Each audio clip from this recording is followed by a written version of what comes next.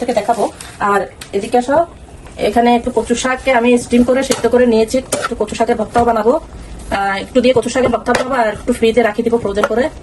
আর এখানে ভাত রান্না হয়ে আসতেছে। এখানে ডালগুলো একটু নাড়ি দিই। ডালও হয়ে আসছে, তেল বাগার দিব।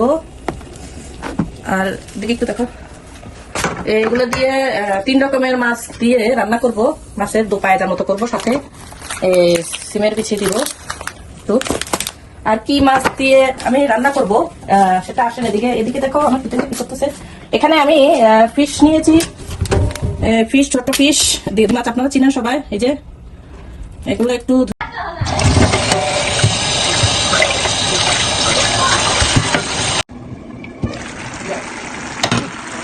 আর তো মাছগুলো রান্না হয়ে গেছে, আমার পানি শুকিয়ে গেছে, মাছগুলো হয়ে গেল। এগুলো একটু ধুয়ে নিই, মাছগুলো ধুয়ে নিই।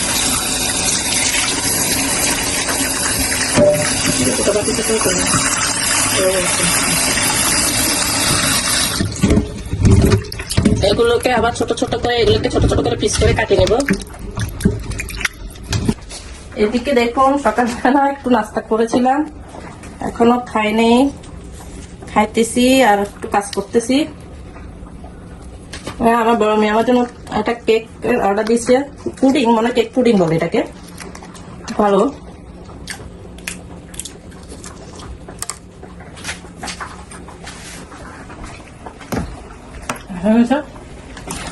ভাত হয়ে গেছে।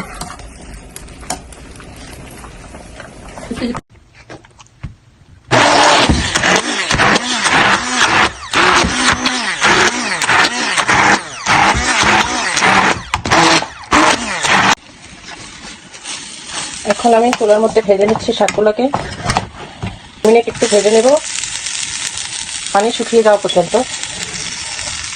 আর এখানে এই যে দেখুন, পেঁয়াজ, আদা রসুন বাটা, পেঁয়াজ আর জিরা, ধনিয়া, হলুদ গুঁড়া দিয়ে আমি মশলাগুলোকে ভেজে নিচ্ছি।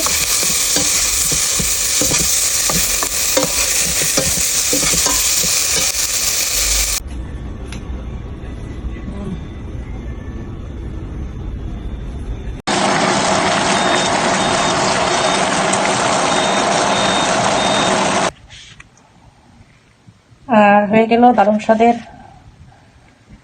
ভর্তা।